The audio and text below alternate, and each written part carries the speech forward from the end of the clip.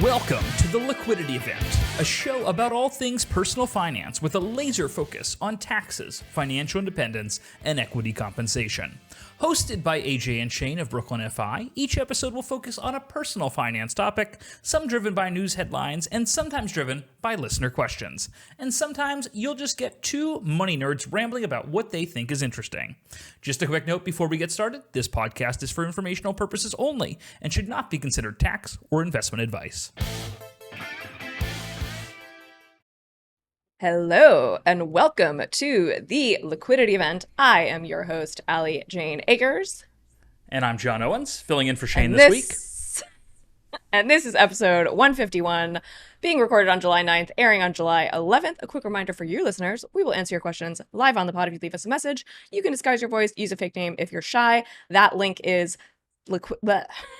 memo.fm/the liquidity event. We are back and we are bitchy. Today on the show, we've got a deep dive into this big, ugly bill of tax cuts and cruelty, Gen Z invents vacation in 2025, and of course, the stunning victory of Zohran Mamdani in the 2025 NYC mayoral primary election for the Democratic Party. How are you doing, Mr. Owens? I'm doing great. The sun's out. It's a little humid, but it's good to be back here. It's good to have you back. And we got a lot to talk about today. Like, I am oh my gosh, so much rolling through 900 pages of legislation with the one big, beautiful, bodacious, bald bill, whatever we're calling it. Yeah, I've been out for a while. It's honestly good to be back. I had a lovely time. Also, thank you for the hat. For those listening and not watching on YouTube, huge mistake. But I am wearing a hat that says Tax Girly, which was a gift from my lovely co-host today. Thank you, John. Happy belated birthday, AJ, by the way. Thank you. Thank you so much. Thank you so much. Happy 26th birthday to me. Anyway, where in the world do I find you today, John? Still in Lancaster and at the pool as much as possible. What about you? You're in Brooklyn. You're in Brooklyn right now? I am in Brooklyn. Yeah. And, you know, I have lived here for 15 years. And finally, in my 15th year of living here, I have discovered a hack for how to get access to a pool during the summer. Let's hear it. That is Dumbo House, which is part of the Soho House stupid membership club thing. It's actually not that expensive to join. It's like a couple $100 a quarter. So I've been using it as like a co-working space, and you have access to their rooftop pool. And if you hover over the button at noon 2 days before, you can actually reserve a bed next to the pool. So that is how you go a seat, you're saying, like a seat bed next to the pool in New York City, which is very rare. So for not a ton of money, a couple $100 a quarter, you can have access to a pool. So that's my lifestyle hack for not dying in New York City. Well, it's either raining or about like 97 degrees and 100% humidity these days. So seems like a great hack. And this podcast episode apparently brought to you by Soho House. Speaking of New York City, we have a new Democratic mayoral candidate, which is so exciting. Honestly, look, we obviously have to talk about politics a lot on this show because politics drive the tax legislation and investment legislation, and they ruin our lives and whatever. But I will say that I have not been this excited about a candidate in a long time. He is younger than me, which is I'm not actually 26, y'all. He is younger than me, which is exciting. I just feel like there's this like breath of fresh air. I don't agree with every single one of his policies. I do love the free grocery stores thing, by the way. Not free. They're not free. They're city run. Or whatever. Oh, they're free. See, we're gonna disagree on this. Okay. Oh, you don't think so? Oh, I think it's a terrible idea. Idea. Why? Because I've had the lovely opportunity to interact with the City of New York Teachers Retirement System plan over the years. We've had a chance to interact with the City of New York taxes. Let me ask you a quick question. Yeah. Quick question. How many people live in the City of New York? Oh, you're gonna go Tucker Carlson on me? You're going Tucker Carlson, Ted Cruz interview here? No. I'm just wondering. It's got like what, between 8 and 10 million, right? I was gonna say 5-10 million. Yeah. Whatever. I thought this was like the Tucker Carlson, Ted Cruz Iran interview spin. No. I'm advocating for regime change. No. My argument is that everyone always shits on New York City government and it's inefficient and blah. It's like, it's a huge city. It is a massive city that is old and has tons of infrastructure problems. Yeah. And, sure, it could be better, but like the subway works most of the time. Like, the subway works great. tax. I love the subway. Yeah, dealing with the New York City Also, that's New York State, by the way, that you're talking about. Sorry, I interrupt you. Tell me your tax problems. No, my whole thing is that like the city is not known for the world's greatest customer service or operating, bureaucratically well. And so when you look at like comparing the city to a Whole Foods or an Aldi and saying the city's going to run a grocery store better or more efficiently than any of these places, to me, I'm very skeptical. Okay. I mean, sure. All right. Fine. I think that it is a need. I think a lot of people are also, I'm not even going to talk about the merits of it. I just want to say that I think that was like a point in his campaign that we're all talking about it, which I thought was like great. Like, okay, let's focus on something that actually matters to everyone, which is access to food, whether you're absolutely struggling to keep the electricity on or you're having a dinner party for 15 people in your Upper East Side apartment. Like, everyone cares about the price of a chicken breast. Absolutely. I mean, it is, there's a lot of talk about this race and what it means more broadly. Is this big progressive shift. And again, I try not to extrapolate what is happening in New York City out to the broader country writ large. I think that's a mistake. But it comes back to, it's about the economy, stupid. It's about what the cost of things cost. People's lives. Yep. Yes. It's like, my kid has a cough. Can I go to the doctor and get some antibiotics? And can I come home and make dinner and not drain my bank account and have that not be my entire paycheck for these 2 weeks? That's all we want. Right? You can say Mamdani won the primary for the same reason Trump won the election last year. For sure. Because people wanted. You said you didn't want to jump though. You said you didn't want to jump from local to national, but you just did. That's fair. Yeah. I will say that I just like the fact that this was like the good old boys club, former governor, old guy, gets endorsed by former President Bill Clinton, like a couple weeks before the election. I rolled my eyes so far back in my head. And then this exciting new, not old white guy candidate wins. I'm excited. Like it feels like a breath of fresh air when everyone is old as fuck in politics. Yeah. No, I mean, here's the thing. I'm not in New York City anymore, so I won't be voting, but you know where I stand on this. I'm a big Sliwa guy. I love the Red Berets, and that really just kind of, that does it for me. Okay. Speaking of old guys, Gen Z apparently has discovered vacation. We've got this article from, where was this from? I don't know, some magazine. Fast Company, I believe it is. Some dying media empire. Apparently, Gen Z has discovered the idea of taking some time off. So I think that this article, as originally published, had this notion that Gen Z had literally discovered vacation. The quote is, micro-retirements involve taking a 1 to 2 week break from work every 12 to 18 months, which by my calculations is what most companies, at the bottom end are going to give you, 10 days of your own vacation plus federal holidays. And then at the high end, 20 days off or what have you.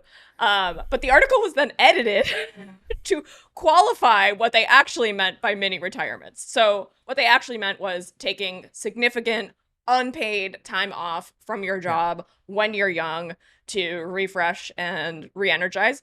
I don't hate this. If you're burnt out, like you're not going to do good work for the company. What do you think here? Yeah, honestly, I like the concept. I think it is kind of funny that they called it micro retirement. The way that article was written got really roasted online.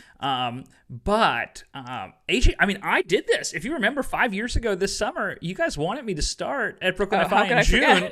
And I was like, I'll see you in the middle of August. How could I forget? I think I was personally managing 125 relationships. And Shane and I said, oh, God, we need some help here. This guy looks great. And we said, you're hired. And you said, I accept. And then the next day you said, I'll start in 6 weeks. I'll start in 6 weeks. Thank you. Yeah, it's like the groundhog.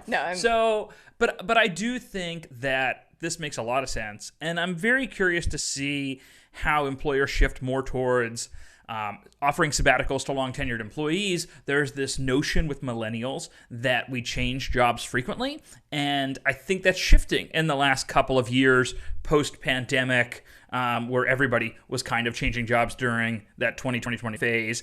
And so with this change, I'm hoping that companies reward longer tenured employees with some sort of break, sabbatical, additional time off so that people can recharge and stay there and maintain that institutional knowledge, provide that continuity.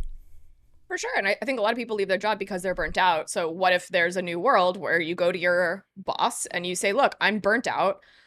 I've only been here for 18 months. I know that I haven't achieved the level of, I haven't been here 5 years, so I'm not going to take a month of paid, sabbatical. Yeah. That comes with tenure. But hey, I need some time. Can I take 3 weeks off, go home, hang out with my parents? You don't have to pay me for that time, but I'm going to keep my health insurance and there'll be a job waiting for me at the end. And I'm going to be loyal. And that's going to make me more loyal to you because you've listened to me. This happened to me in my mid-20s or early 20s.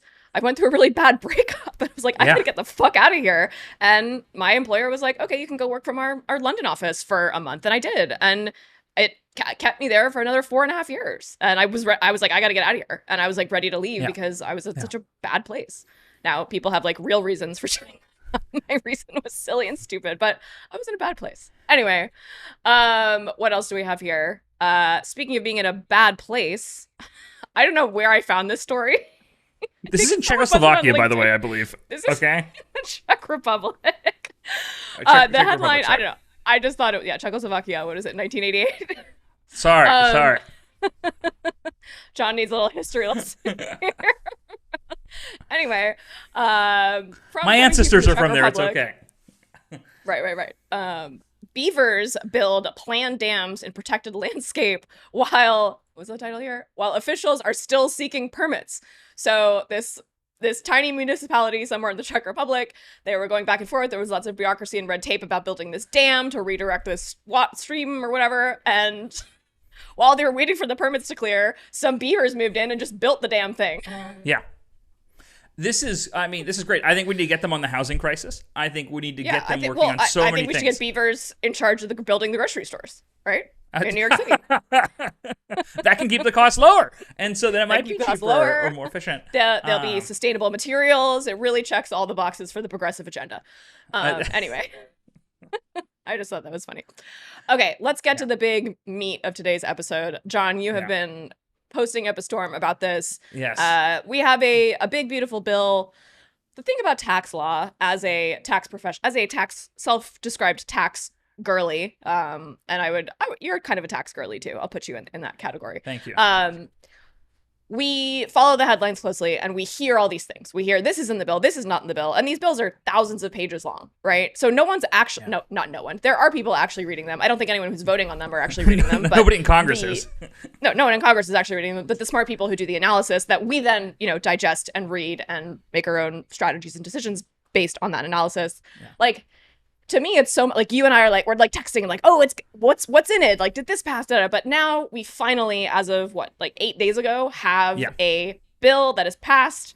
It went through budget reconciliation, so it kind of snuck in.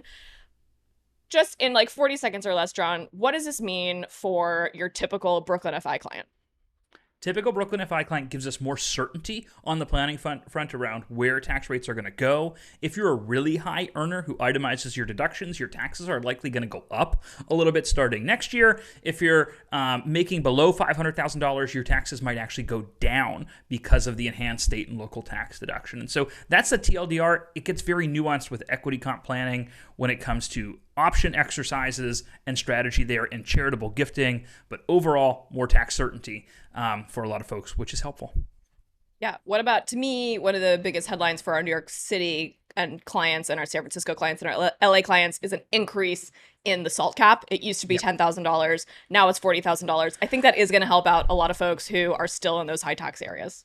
Correct, but the one thing we need to keep in mind is that there's an income phase out, and that starts at $500,000 in income. And so between $500,000 and $600,000 in income, that SALT cap goes down from $40,000 back down to $10,000 where it's been. And so if you are a very high income tech worker who's making $800,000, $1 million a year between RSUs, salary, bonus, you're not getting any SALT relief as part of this bill. Perfect. So once again, our Brooklyn FI clients win. So what is it? What does it mean? Let's dive into the equity compensation part, because most of our clients have that. So what are your high? I mean, to me, we got to talk about AMT and QSBS because this is where we're seeing big changes, mostly positive on the QSBS front, as I understand it. TBD on the AMT, depends on your situation. So tell me about the QSBS. To me is the big headline. That's kind of like the big win. So tell us about that.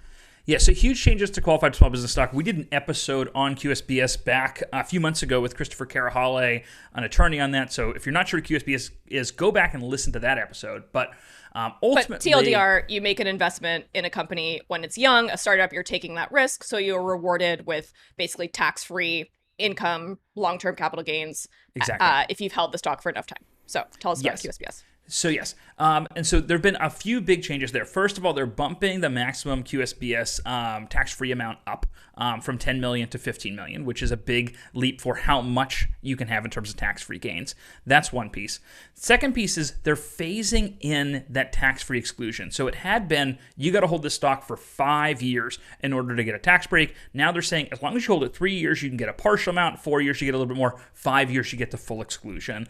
And then on the other side, the company side, because in order to qualify for QSBS, the company needs to be QSBS qualified. They're raising what's called the aggregate gross assets test that they have so that more companies will qualify over a longer period of time.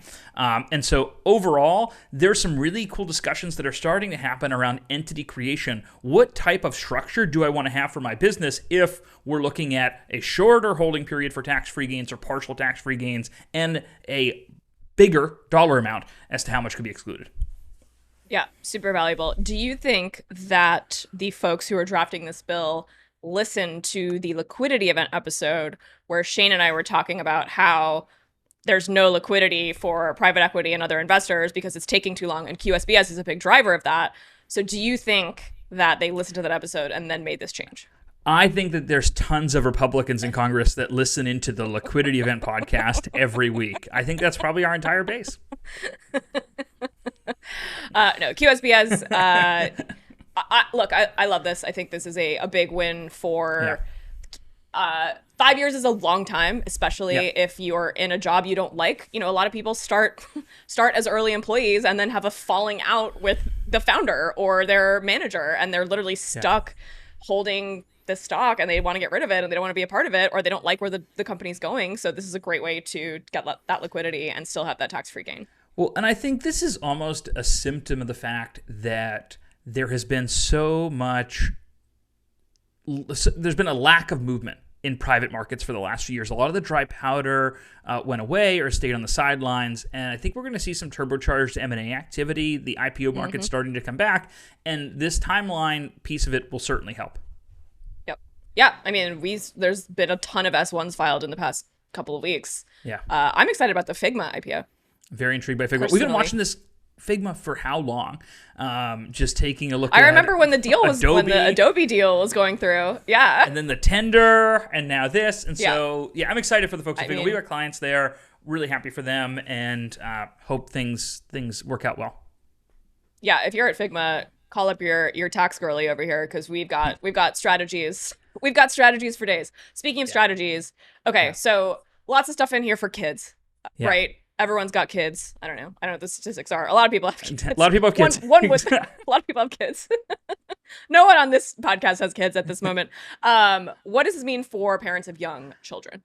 Yeah, so there's a few really nice benefits for parents of young children. The number one benefit that stood out to me was the increase in the dependent care flexible spending account contribution, and so I believe it's going up to $7,500 a year from $5,000. It's been at $5,000 for a long time. Caitlin on our team has a couple kids. She heads up our planning team. She said, "Great, my dependent care FSA will run out in May instead of April now," and so it doesn't have a huge effect, but it is a nice perk for those daycare costs, those childcare costs, which are exorbitant here in the United States. There's also some enhanced child tax credit. It goes up from $2,000 to $2,200. Again, that's subject to a phase out though, and so depending on where your income limit is. And then, AJ, we talked about, Shane was the death tax for a few years for Halloween, but we don't talk a lot about the kitty tax. And there is a fix in this bill for the kitty tax. And what the kitty tax is, just for context, is basically that if you transfer investment assets to your children and there are certain gains in those accounts or income from those investments, they are taxed at the parent's rate rather than the child's rate. And so that has created some interesting planning. But don't worry, because we now have Trump accounts that are going to be available for kids, which are really a tax-deferred account, basically an IRA type account that you could put investments in for kids that'll grow tax-deferred. Do we have enough information? What's the difference between a Trump account and an IRA for your kid at this point? Is it that you have to have earned income for an IRA and you don't have to have earned income for a Trump account? Correct. So there's the earned income requirement, and these Trump accounts are going to be traditional IRA style as opposed to Roth, which is typically what you look for when you're setting up an IRA for your children. Excuse me. Right. Okay. Another big win. I'm going to call this. So I've always loved 529 accounts, and I've said this for years. I've called this for years. I've said, you guys, just put money in here because there are a ton of old white guys in Congress that have hundreds of thousands of dollars in these accounts for their grandchildren, and they are going to stretch the use of these accounts. And I was right. So tell me how right I was. Yeah, so a lot of big changes for 529s. A couple of years ago when they passed the first version of the Trump tax cuts, 2017, you could start using $10,000 a year for private K-12. They're bumping that up to $20,000 a year for K-12 education. They're allowing it for adult credentialing, so maybe you want to become a CFP like the CFPs on this call. You want to go get your enrolled agent like the enrolled agents on this call. You want letters after your name like AJ and I have. You can now use 529 money for that.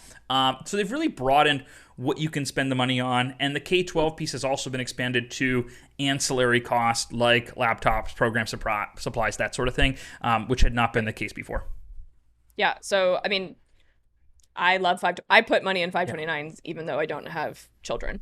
I do too. It's great. It's just, I mean, talking about, like we were talking about Trump accounts versus IRAs, like 529 plans, you get, it's not every state, but in New York, you get a pretty significant, nice little tax deduction if you put money in. And the money grows tax-free, folks. Yes, when you pull it out, you will have to pay tax on it. If you don't use it for qualified education expenses, and there is a penalty, but if you're putting this money in your even your late 30s and you don't use it for yourself until your 70s, 80s, or 90s, you've had all that tax-free growth. Like we've run the numbers, and like that will far outpace any 10% stupid penalty you have to pay. Well, here's the other thing too. You can now convert $35,000 from 529 to Roth IRA. That's why I have a 529 AG. I contribute to it to fund my Roth in 10 years or whatever it is. Yep. Yeah, it's like a no-brainer. And you know, some of the biggest contributors to 529 plans are the grandparents. So what does this mean for our clients in their 30s, 40s, 50s, and their parents? How should we think about this big, beautiful bill and how it's going to impact planning for the older generation? And more often, we have clients reaching out and saying, hey, I really like the job you're doing for us. Can you help my parents? They're going through retirement. They're going through these life changes. We want planning help. And, are you talking about BKFi for Boomers? Yes. I didn't know we were going public with that name. Bring your parents. Bring your parents on over. But really, there are some nice carve-outs in this bill for senior citizens in particular. So 65 plus, they get an additional $6,000 deduction. So here's the thing. There has been this notion that taxes on Social Security have been eliminated because of this bill. The subsection of the bill is titled that, but that is factually inaccurate, right? They're just saying you get an extra deduction for people who are 65 plus. You might not even be filing for Social Security or eligible for it. At that point in time, depending on your situation. So that will help them. The other, that will also help some planning around Roth conversions for your parents before they're turning, it's between 72 and 75 when required distributions kick in. And then there's a lot less uncertainty around estate taxes, that sort of thing. And so there was a threshold of about $6-7 million that got doubled because of the Trump tax cuts before. That's now been made permanent. And so if, let's say, both your parents are still alive, if they have less than $30 million on a federal level, they don't need to think about estate taxes. And the reason I bring this up is because the estate tax threshold was so much lower 20, 30 years ago. And so somebody would show up as a client, be like, we have this trust with grandma's cabin in it that was funded this certain way because in 1996, when we set it up, the threshold was much lower. And so we're going to see less of this like locking in a strategy for 30, 40 years that might not make sense in a future legislative environment.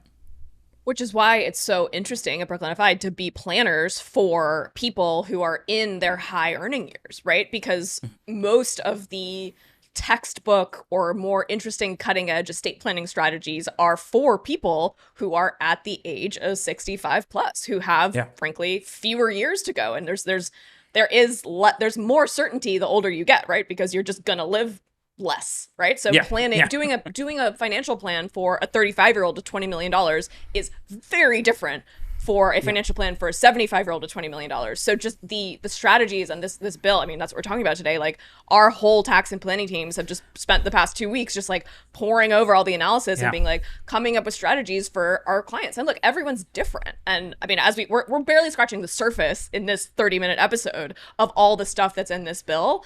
And, you know, we're going to have individual hour-long meetings with all of our clients to say, hey, what's in this that's going to apply to you? What do we need to do right now before the end of the year?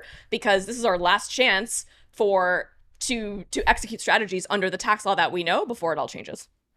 Absolutely. And I think the interesting thing about the way they structured this bill, AJ, is that about half the provisions come into effect for 2025. The other half come in for 2026. So the multi-year planning between this year and next year, and some of the decisions we're going to be making here at year end, are going to be huge and can, you know, change the bottom line by thousands of dollars for people, maybe tens of thousands of dollars for some folks. Yep. And the best time to do tax planning was yesterday, and the next best time is tomorrow.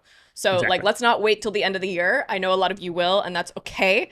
But the sooner we can see your tax return, the sooner we can do a tax projection for what's happened this year so far, the more help we can give you. Okay, so let's talk about, I mean, none of this is particularly negative or positive, but to me, one of the worst parts about this bill is the idea that there are massive cuts to public services and basic public services. We're not talking about higher education. We're talking about basic health insurance and things like the SNAP program, which are food stamps, which is how people feed their families. So we have these big cuts kind of at the bottom 90% of people to really help the top 10%. So who are the folks who are going to be most negatively impacted by this bill, and how can we help them as high earners? Like, what can we do? Absolutely. You know, like, I'm probably going to get a really nice tax cut from this bill. I hate to say it. So like, I'm going like, what can I do for my community now because I've benefited from this? No, I think that's a great question, AJ. And so if we just look at the bill, there's a direct impact and then there's kind of an indirect impact. And so there are folks that are on Medicaid. They're going to have new recertification requirements, that are going to have new work requirements that have not been in place previously, right? That is going to mean fewer people have health insurance and access to it. There's going to be new requirements for people on SNAP, which is, you know, formerly known as food stamps. There are some direct ways that we can think about helping people. One of the ways for most of us who are not medical professionals who can go volunteer in a clinic or something like that is, you know, your local food bank, right? Your local mutual aid. How do you help those people who are struggling to put food on the table in your community? And so that's one piece. I think there's a second degree impact on this, which they talked about in the Senate and almost really got this bill hung up, which is that if you look at rural hospitals, right, their payer mix, so who's paying the hospital bill, is very much driven by Medicaid in many places. And those hospitals aren't making money in the first place. And so the concern is rural hospital closures and what that means for access for care for everybody, not just people who are on Medicaid, but anybody. And so we got to think about that. I think planning-wise, right, given some of the timing considerations, how's this change itemized deductions? Charitable gifting is changing quite a bit as well. And there's a very unique opportunity to take advantage of increased charitable gifting in 2025 to get a better deduction and then hand that money out over time through a donor advised fund. I personally set up a donor advised fund last night just to try it out and named it. You can name your donor advised fund anything. So the John Owens Human Fund is now up and running to help facilitate my charitable gifting for my Seinfeld fans. Can I make a contribution to the John Owens Human Fund? You can. It's tax deductible. Congratulations. Great. Yeah, if you'd like to contribute to the John Owens Human Fund. Money for people, as George Costanza would say. Yeah, I mean, look, this is a further extension of late capitalism, right? Which is give business and the people that are going to benefit from business success lower their tax rate as much as possible and just trust that they are going to pay their workers fairly and that they are going to donate gobs of money and fix all of the problems. We have gone now to the extra, like the lever has gone all the way up to 11, as they say in Spinal Tap. I mean, we need to think more about charitable gifting. Like that's where we're at. Like if you are in a position to do that, this is the year to do it. And there's some, nice tax planning we can do around it to make sure that you're getting the deduction for it. And the other thing to keep in mind is that a lot of the impact financially on folks is not going to be felt for a little while, because a lot of these SNAP changes, Medicaid benefits, are phased in over the next year, next 2 years. For some reason, often after the midterm election. I'm not really sure why they picked that timing.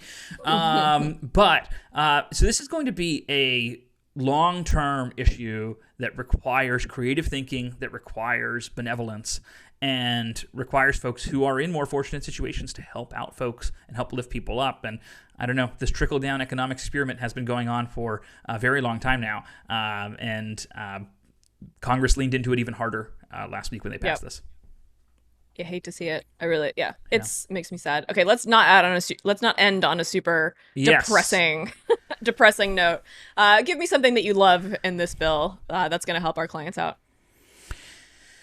Ooh, that's a good question. I think I like that there is now an above-the-line charitable write-off available to folks, $1,000 for single filers, $2,000 for married couples. So even if they're not itemizing, they can get a benefit for giving to charity. And I think that'll encourage... Which used to be what, like $200 or whatever during the pandemic? $300 during COVID. It was temporary. Yeah. But I think it'll give just a much broader incentive for everyone to give something to charity and get a benefit from it. So I'm really happy to see that, both on the impact that it's going to have and some of the planning changes.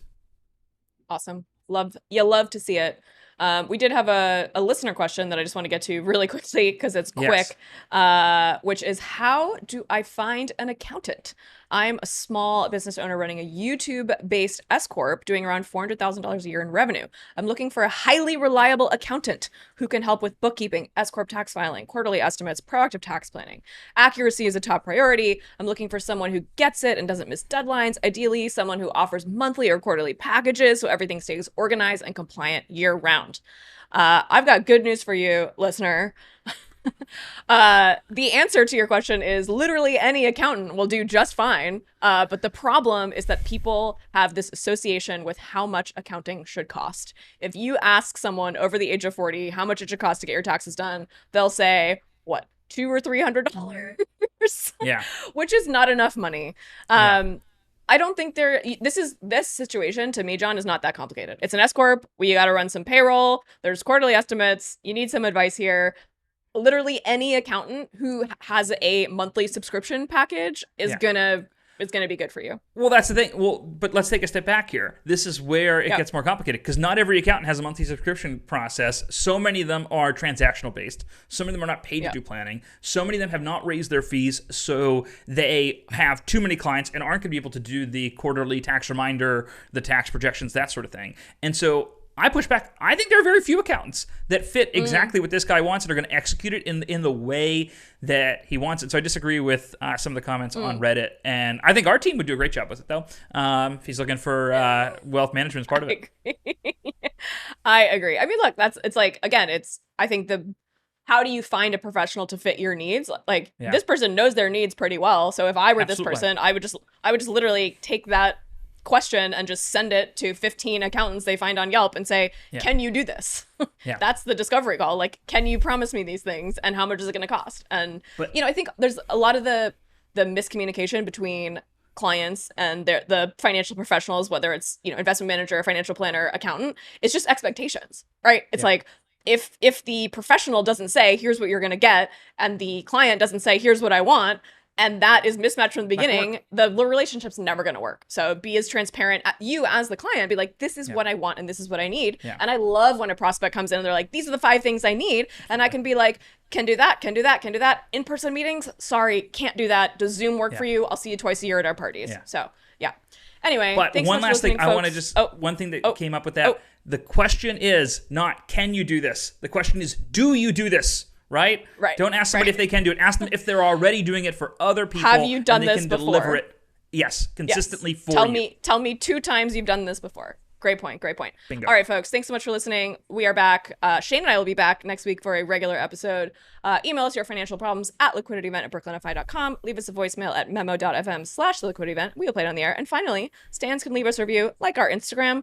Come on, guys. Give us some love if you're listening to us every week. See you next week. Thanks so much.